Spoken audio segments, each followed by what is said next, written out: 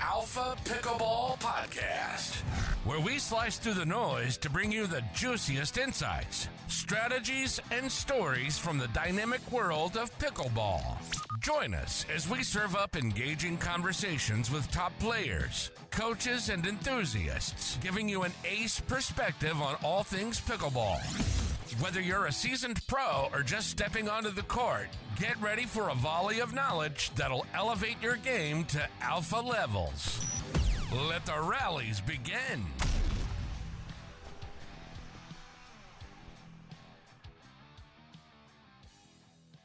All right, welcome again to the show. I'm your host, Tats. I'm very excited to have Martin Emmrich on, pro pickleball player, former professional tennis player. Martin, thank you for coming on the show.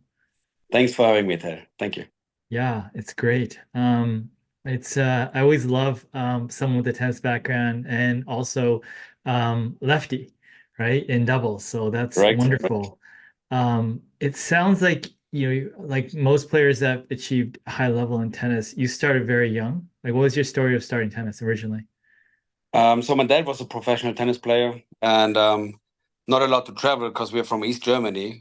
So I grew up on tennis courts. There's pictures from 2-3 year old where I'm carrying a wooden racket behind me. It was too heavy to pick up. But according to my parents, I took my first tennis lesson when I was 6 years old.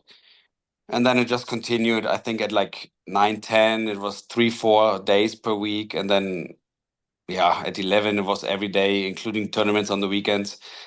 With 17, I turned pro. And I retired my 12-year career on the ATP tour with 30. So 2015 in Wimbledon was my last match.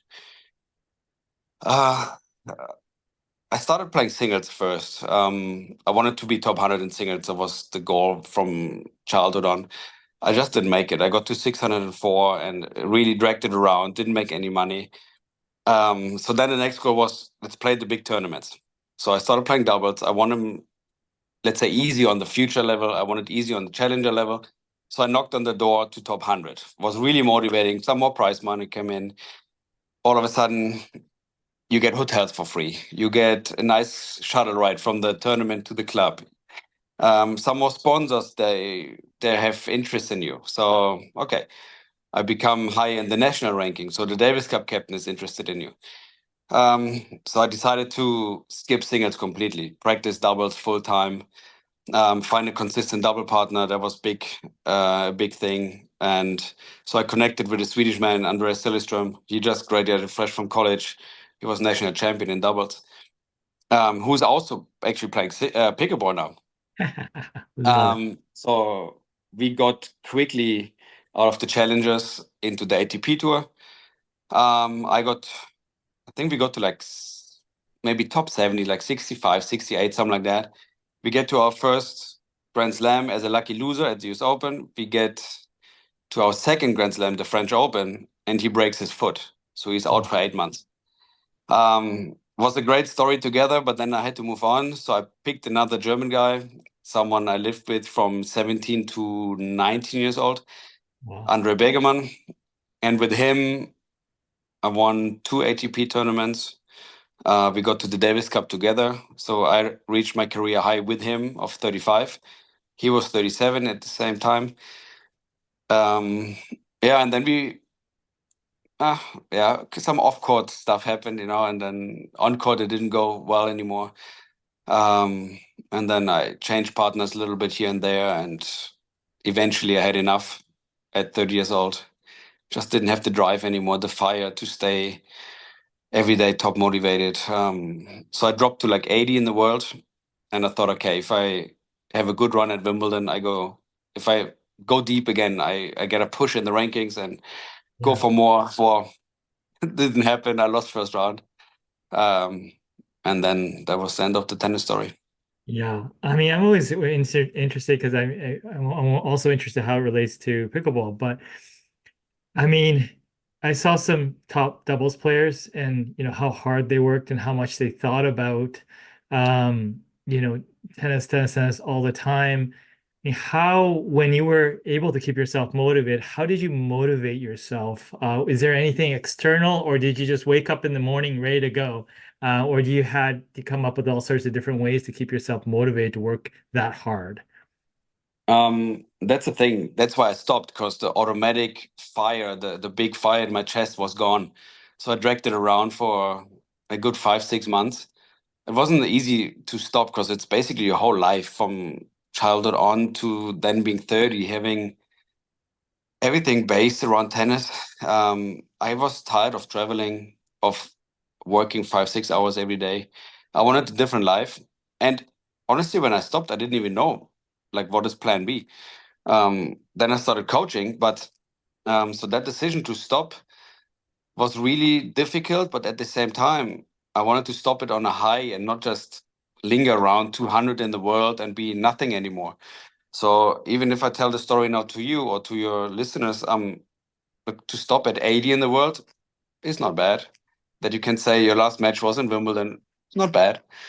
But I just didn't have the fire anymore. And when you wake up and you don't want to do something and it's not your dream anymore, it's very, very difficult, you know. And so then honestly, I found a passion in making other players good, Yeah. coaching and being there for others, giving my knowledge to the younger generation.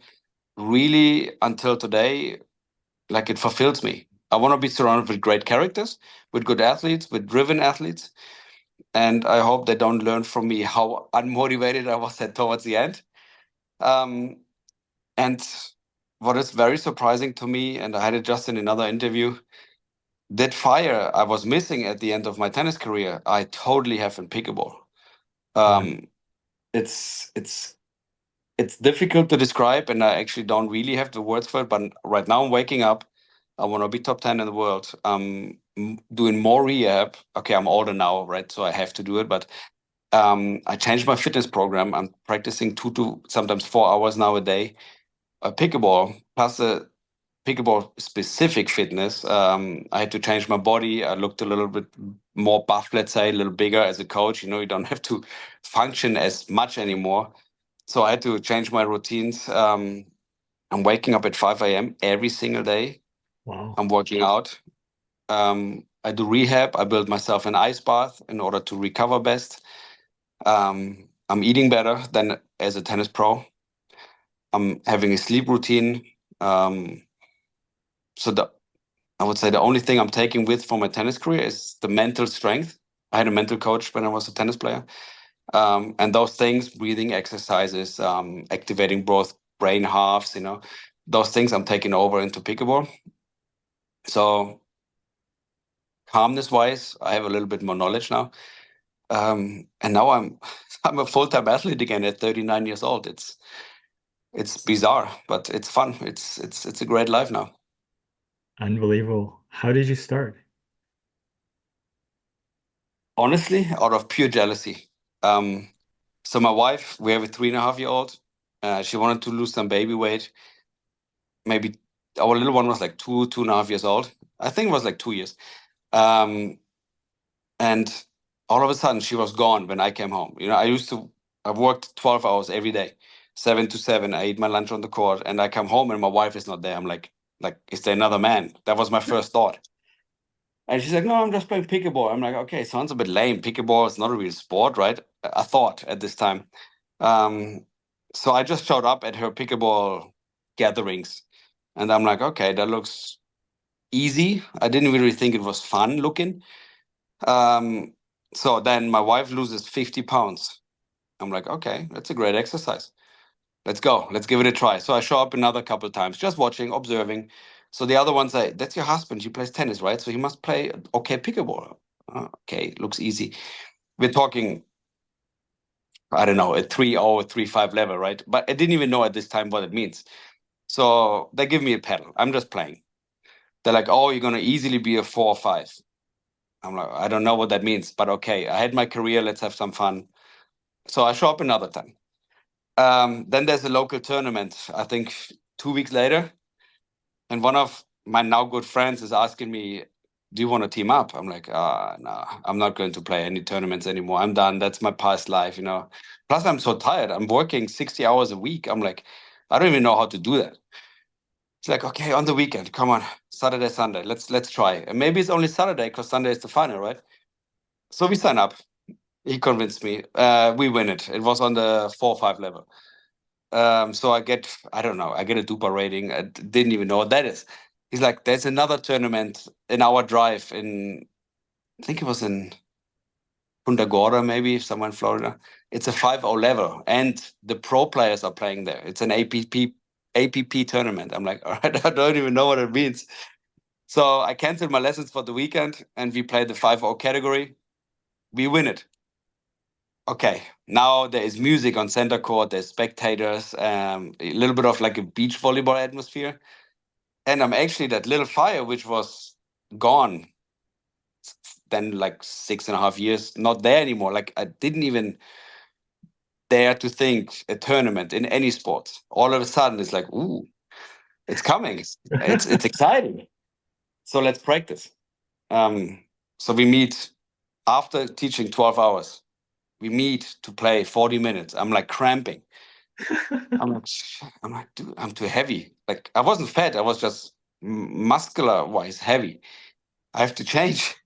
So I'm thinking about it. I'm not doing it. I'm thinking about it. So the next tournament is in, I think it's Naples, which is like 2.5 hours driving fast. And I'm telling my wife, look, it's really fun. I would like to practice and like it's great, but we have to drive somewhere and we have to book a hotel room and I don't even want to. I had greedy thoughts. I didn't want to spend money on that sport, you know.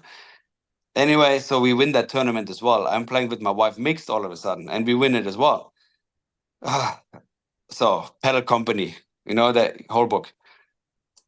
They're like, okay, you play good. What's your ambitions? I'm like, nothing. Like, we're not doing anything. We're not going to drive further than out of Florida. They're like, okay, good, blah, blah, blah. Nothing goes further. All of a sudden, we show up in Atlanta. We had to drive 8 hours. And then it's like, okay, but now it's a family thing, right? My wife plays, I play. We take my daughter out of school on a Friday. I have to, basically, I'm losing money at home now. I have to explain it to my clients, like, what are you doing? And I'm telling my wife, really, babe, we're not going to fly anywhere. Like driving now, it's already crazy. We're losing. Entry fees are so expensive. I made enough money teaching. She's doing real estate. So but still, it's East German mentality. I'm like, I'm not spending $600-700 entry fee plus hotel plus all of that. We will never fly. Okay, what's next? APP New York. It's at the US Open Stadium, right, where we play tennis US Open. And she's like, hey, what a great story that would be. Tennis US Open, now we play pickleball US Open. It's not the US Open like in Naples, but it's the facility. Okay, we book a flight, and all of a sudden, I lost 2 clients, tennis clients, because I'm playing pickleball at that stage already. I'm like, oh my God, now it's financially tough. Not tough, but like it's hurting. But it's so much fun. Okay, so what's the next step? You need a coach, right? Because we had no clue. We knew how to think a little bit, but from where do you like a speed up roll? What is that? Topspin dink? I don't know where to drive to. And okay, so I'm calling Dom Catalano, the commentator. He lived in Florida, like maybe an hour away or so. I'm like, hey Dom, we have met on the tournaments. It's not just random. And he was like putting honey around my mouth. He's like, you're gonna be good, and you have this and that. And I'm like, okay. I asked him, would you be interested in teaching us? He's like, I couldn't wait for that call. I'm so happy you're calling. So I'm canceling more lessons at home. Right. I'm nowhere near 12 hours on the court anymore. I'm doing 8 to 10 on specific days. It's still 10.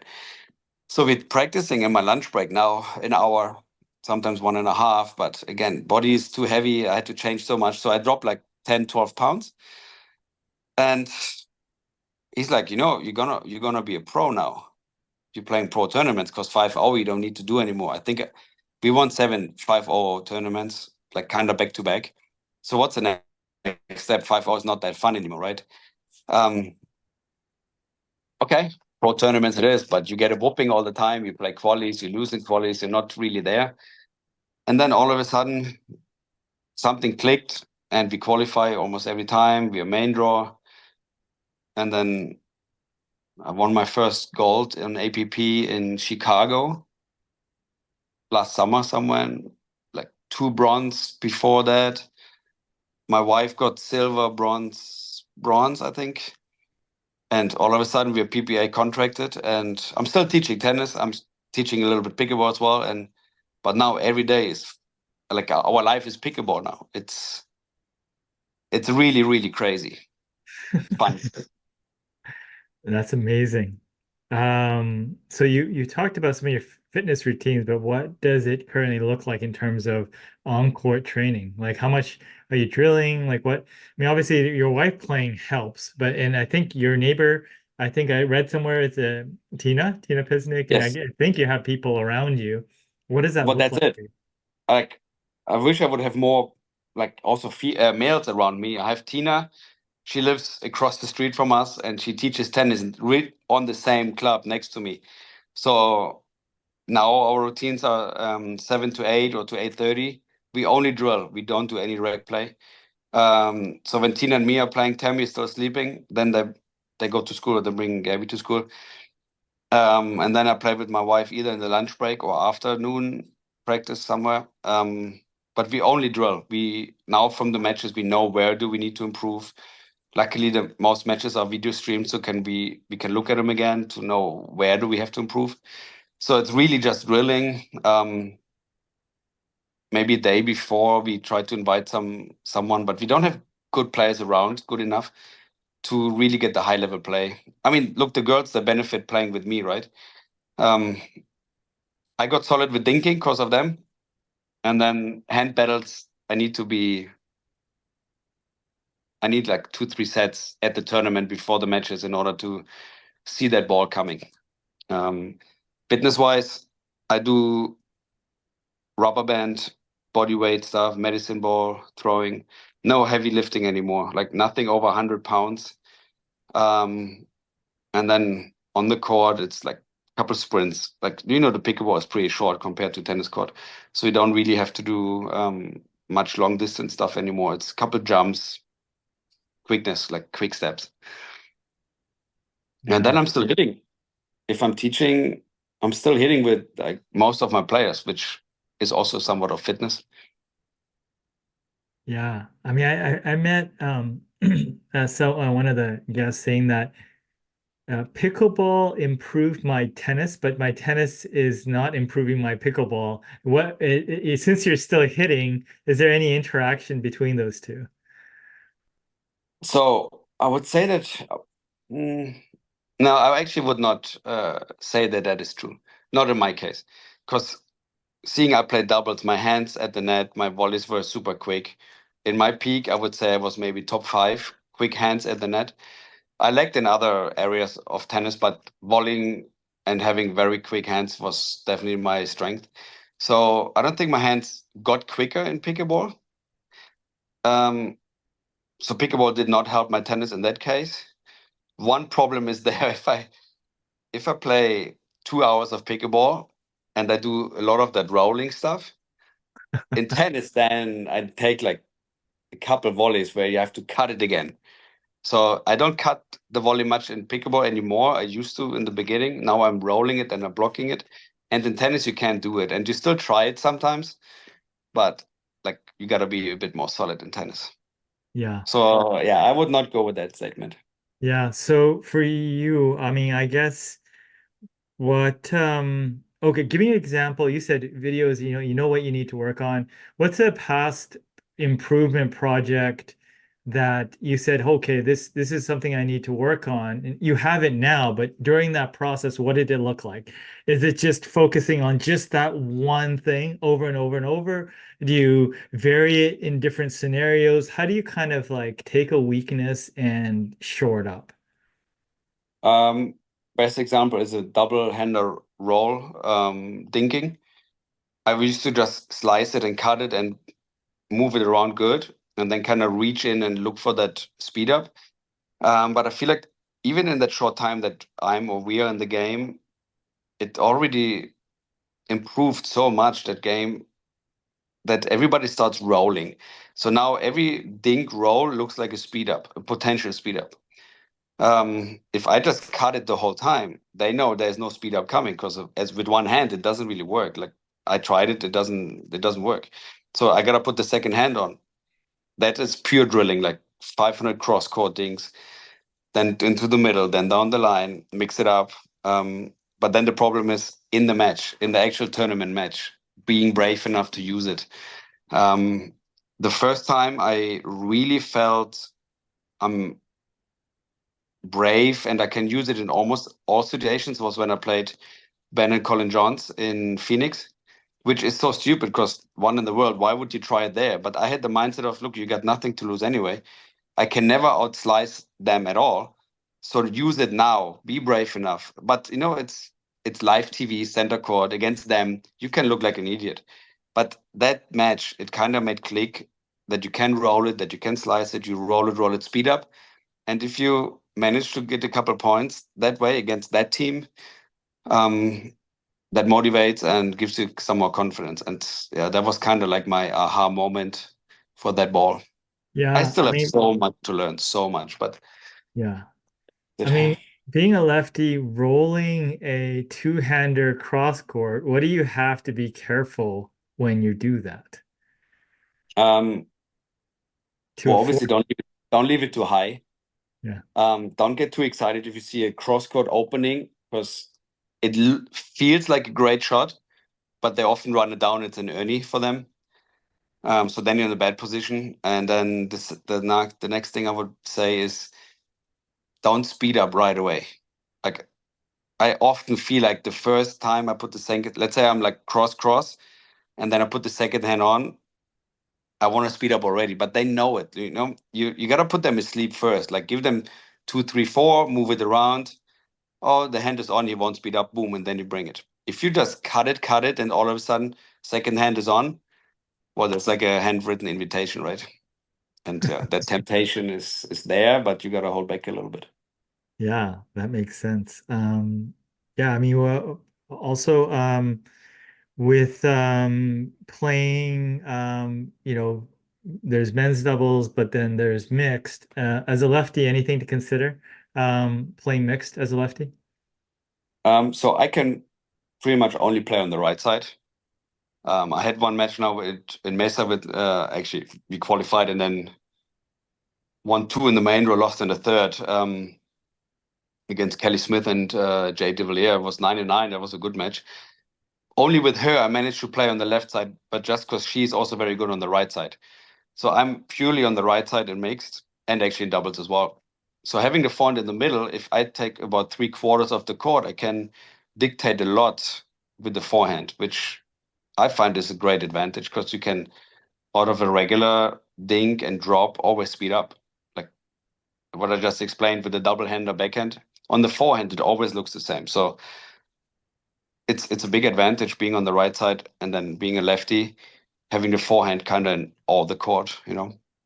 Yeah, I think that's big. And you can always go at the girls. Don't take that personal. Yeah, for sure. And then being a player that, plays on one side, I mean, obviously there's a lot of stacking strategies, full or half stack. I mean, for someone that has to live and die unwinding the stack, I mean, what are your tips on return placement and all that stuff? Okay, so we had a couple situations. Let's say we played Thomas Wilson. He drives the crap out of every ball, right? So you're in trouble unwinding. So often Jay was the same thing now. That's why we actually then didn't stack because we just didn't manage to unwind it. So either you get it really deep into the backhand of the guy, really deep, or really deep into the corner of the woman, which gives you so much stress on the return. Let's say with Megan, I had a great system there. The returner is calling if we switch or not.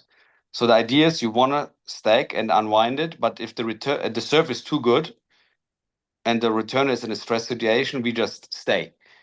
And that worked really well. Even the commentators in this match didn't figure out like what we are doing and why we are doing it. Yeah, ideally, I always want to unwind the stake, but if the game is so fast, I mean, they're hitting so hard now. Even David, I mean, she drives it really like a man. Compliment to her how well she's doing that. So then you have to hold your position. You So don't how want do to you, get a winner you're on it. talking about mixed, and I'm assuming both, right? The men's doubles and mixed. Basically, you're calling a stay pattern if the serve is massive or the return is compromised. Yeah. How are you calling it? Is it a hand signal? Are you verbally not unwinding? How are you indicating to the player that's returning that you're going to stay? Okay, so we always show go and stay. Yeah, Fake before the also. serve. Yes, so the returner is looking to the partner at the kitchen line. Player at the kitchen line is giving the signal.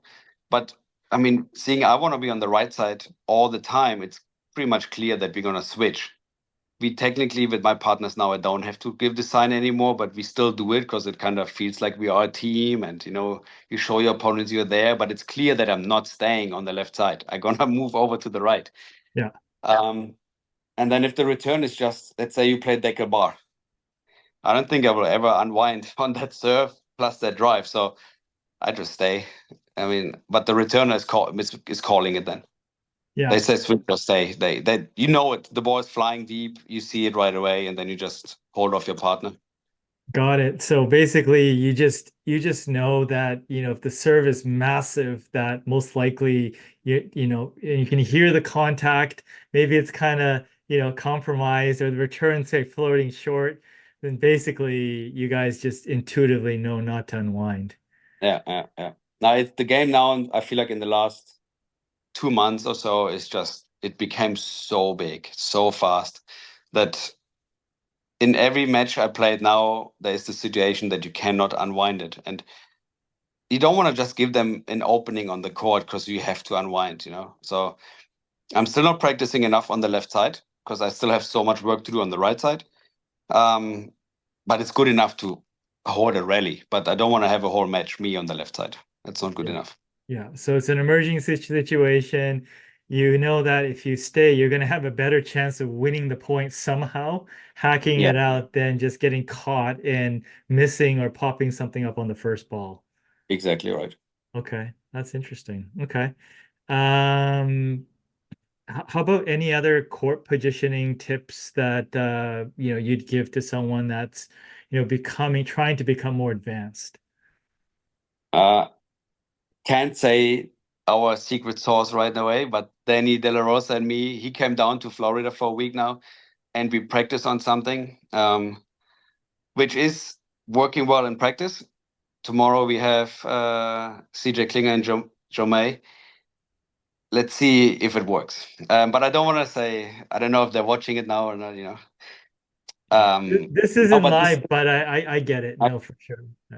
it's not like in tennis that you have an I formation. I know that Ben and Colin, they switched in the rally once. They had like a secret code or so. They said something, and all of a sudden, in a dinking rally, uh, they switched. But yeah, I don't think there's many options.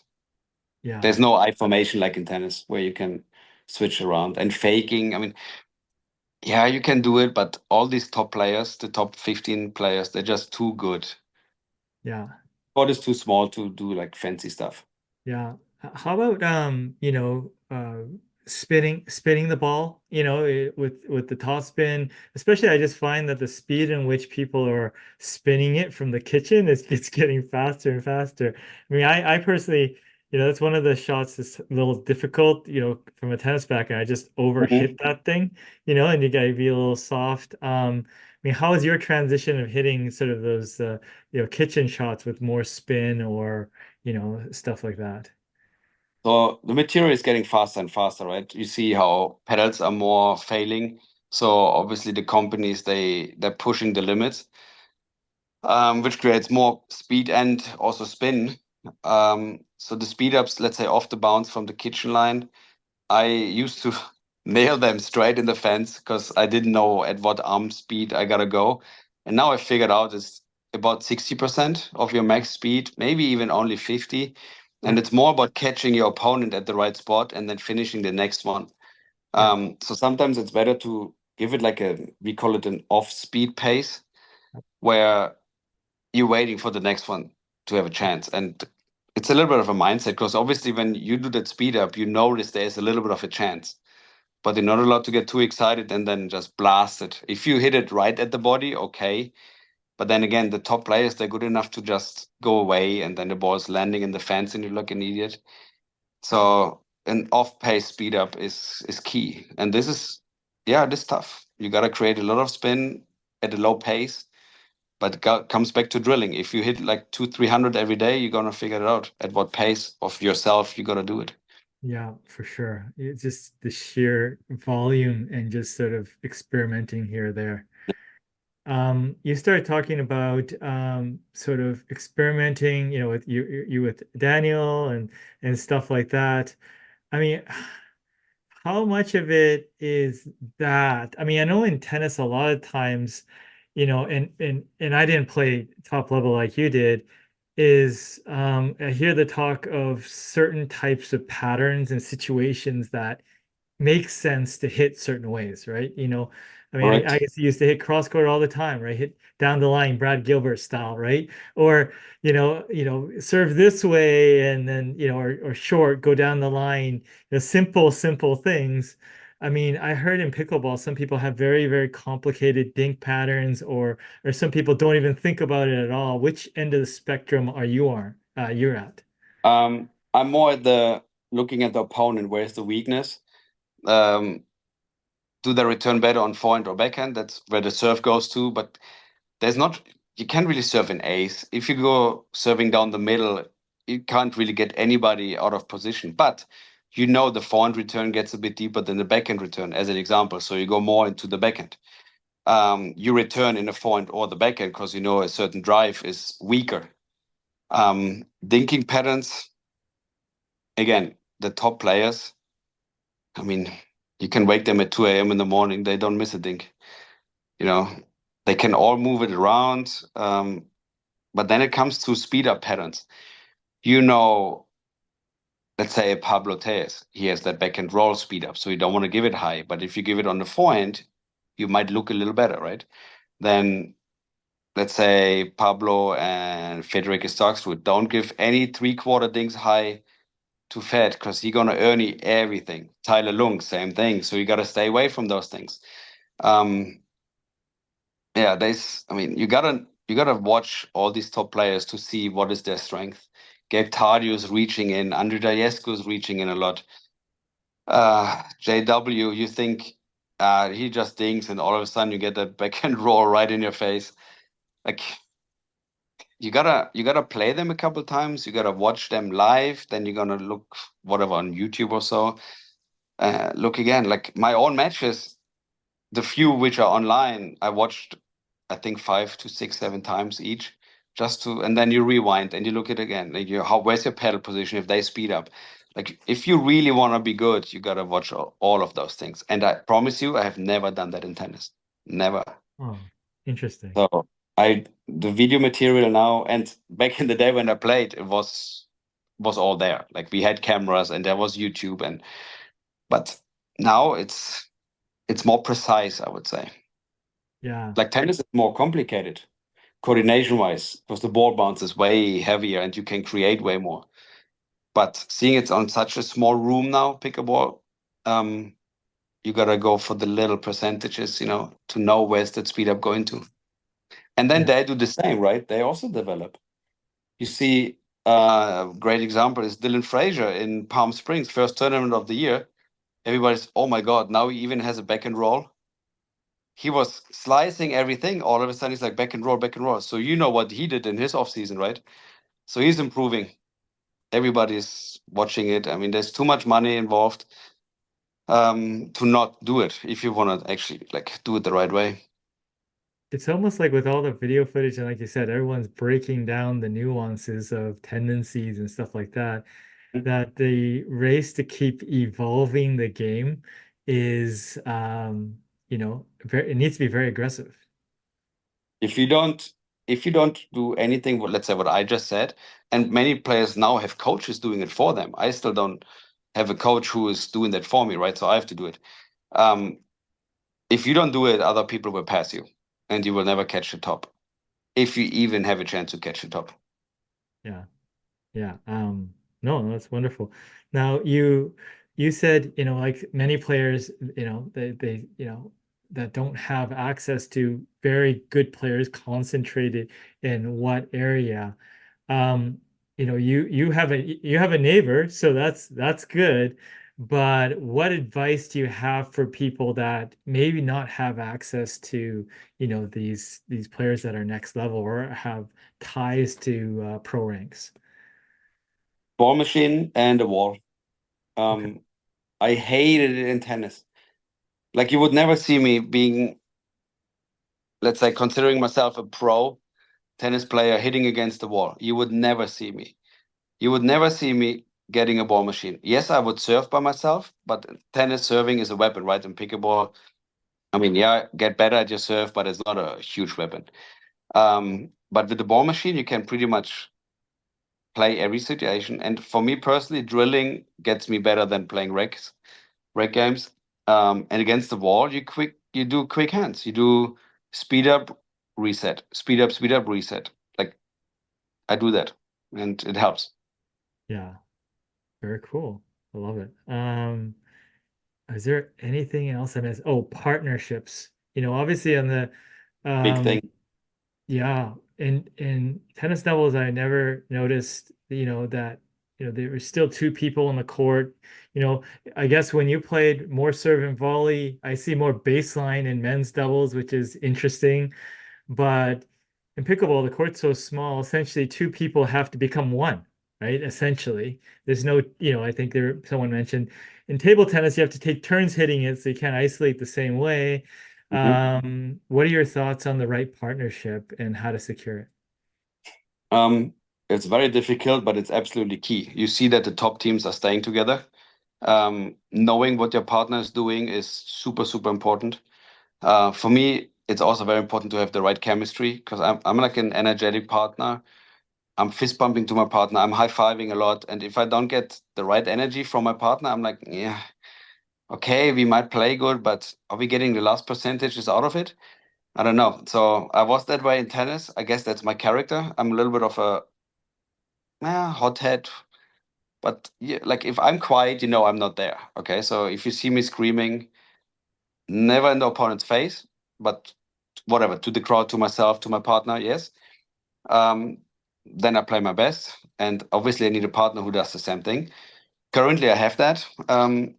But yeah, I mean, in doubles, I'm set now with Danny. That's a very good partnership and also friendship. In mixed, it's difficult. I'm not going to play with my wife. That's How did that conversation go? Because I interviewed Ryler, and he said it was a hard conversation. it's it's difficult, and at the same time, it's very clear. We played good until we turned pro. On the 5-0 level, we did good, but just the competition wasn't as hard for us there. And now, when kind of every point is a rally, we just play very bad with each other, and we prefer to have or keep a great chemistry off the court, instead of flying home and not talking to each other. So it's quite simple.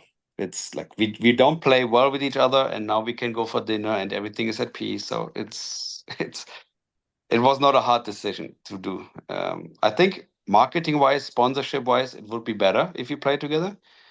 But we play so bad with each other on the pro level that no sponsor would want us. So it's kind of clear.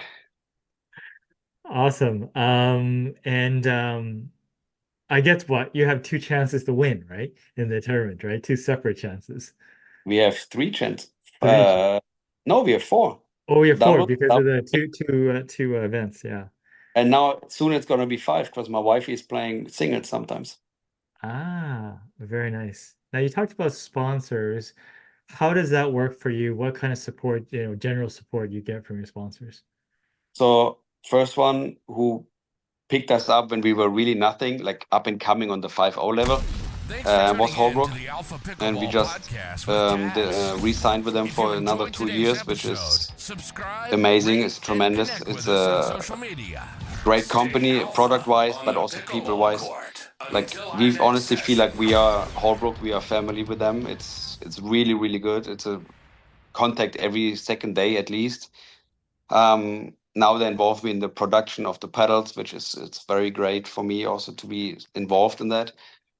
Um, Obviously PPA, they gave us a 3-year contract, so yes, we played the tournament, but I think they're like our sponsor as well now. Pickleball Central is involved, and now we have, I can't say it yet, but I don't know. We have Monty's, we have the pickleball shoes. We have them since January 1st. And then there's 2 companies we are talking to right now. Looks like they're going to be on board within the next 2 weeks. And then you're going to see the logo on the clothes. So yeah, it's very good. Awesome. And were these initiated by you, or just you're attracting these because of, your signed deals and more exposure from MLP and all these things? I think MLP Dallas helped a lot. I was on the first day I was MVP with 6-0 wins. That really helped a lot. Like a lot of companies there wanted to talk to me. I think they like the story, honestly. Like we call ourselves Team Emmrich, right? And my wife has the mom role and is still successful. I'm the pure athlete, even though I'm obviously dad and husband. But I think they kind of like that. Now we're not too ugly to look at. That is also helpful. You could pull off those Um, shades too. I mean, yeah, I get mixed comments. In the beginning, I was like, you go skiing, you go diving, you douchey, but I'm getting such a bad headache without sunglasses. I have sunglasses on 24/7. Okay, not right now. So yeah, it looks like we're gonna get a sponsorship deal with sunglasses. Um, uh, yeah, I would say we have similar deals like in tennis. In tennis, I had like 6 or 7 sponsors at the same time, but the financial support in pickleball is good.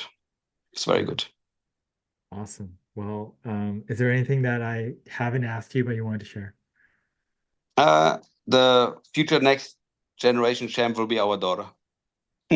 She's obviously on every tournament with us. She wants to hit every time. Like once we are done with our matches and we come back to the players' lounge, she's like, "Okay, Daddy, can we play now?" She attracts a crowd, which is unbelievable. Actually, she loves it. I'm like, Gabby, you gotta keep it down. Don't turn here like a little diva. But she's hitting well, and obviously, I mean, she's 3 years old. She's cute when she hits the ball. I think that's our kind of story now. Awesome. Well, Martin, it's not hard to root for you and your family. Thank you very much for sharing. Thanks for having me. Thank you so much.